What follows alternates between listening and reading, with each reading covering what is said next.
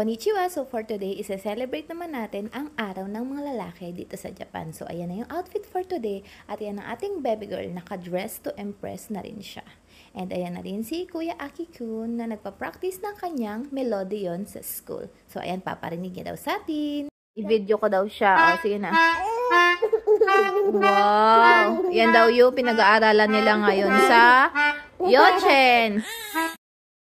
So, ayan na nga yung mga naiwan ko pang gawain dito sa bahay. Pero syempre, kahit sabihin mo may gagawin or may pending job is, gusto pa rin talaga namin ni Papa Nox pag may mga ganito kahit simpleng okasyon is nasa-celebrate namin. Kahit simpleng kain lang naman. Kasi para sa amin, isang beses lang yun sa isang taon.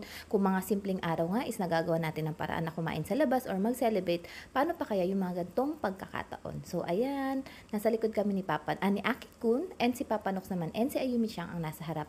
Pagkagabi kasi is hindi ako masyadong nagdadrive kasi nahihirapan yung aking mata sa mga ilaw-ilaw. At ayan, nakarating na nga tayo sa ating kakainan. Si Papa Nox yung pumili ng kakainan natin. At ito ay yakiniku or mga, paano ba sabihin, grilling or may tawag sa atin yan sa Pilipinas eh. Nakalimutan ko lang, paki-comment down below na lang.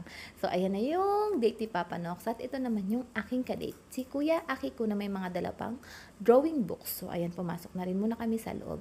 And ayan, pinapakita sa amin kung ano yung mga menu or yung mga set na pwede naming pagpilian. Si Papa Nox na rin yung namili. Total is, siya naman yung may kagustuhan nito. Charot. So, ayan siya. At siya naman pala ang magbabayad. So, ayan, parang nakapili na si Papa Nox. At ayan, syempre, umarangkada na kami Aki-kun sa mga dessert.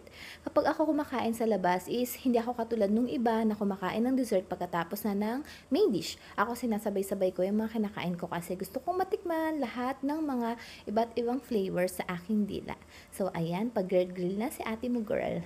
Ayan, may paganyan-ganyan pang nalalaman, di ba? May mga sinasabi pa ako dyan, guys, pero ayun na nga, disregard nyo na lang. Charot. So, ayan, nilalatag ko na yung una naming in-order na pork belly. Masarap siya, guys, and sakto yung kanyang mga taba-taba. Pero, ayun na nga, guys, syempre, tamang kain lang, hinay-hinay lang. So, ayan, si Papa Nox naman daw ang ating videohan.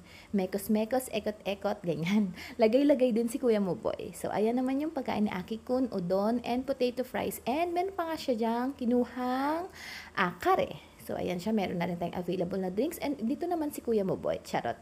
Ito naman yung machine na nagdadala ng mga order. Ayan, kadalasan dito sa Japan is mga machine na yung kanilang kaagapay sa pagdi-deliver ng mga food. Kasi 'di ba, guys, is more on modern na talaga sila and kulang na sa tao.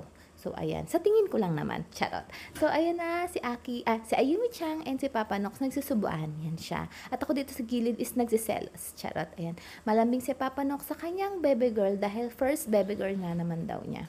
So ayan, syempre hindi kami papatalo ni Kuya Aki-kun. Kunyari sweet-sweetan din kami. So, ayan, kumain na kami ng ice cream. Si Kuya Aki-kun is mahilig sa ice cream. Wala naman sigurong bata na hindi mahilig sa ice cream, lalo na pag chocolate flavor.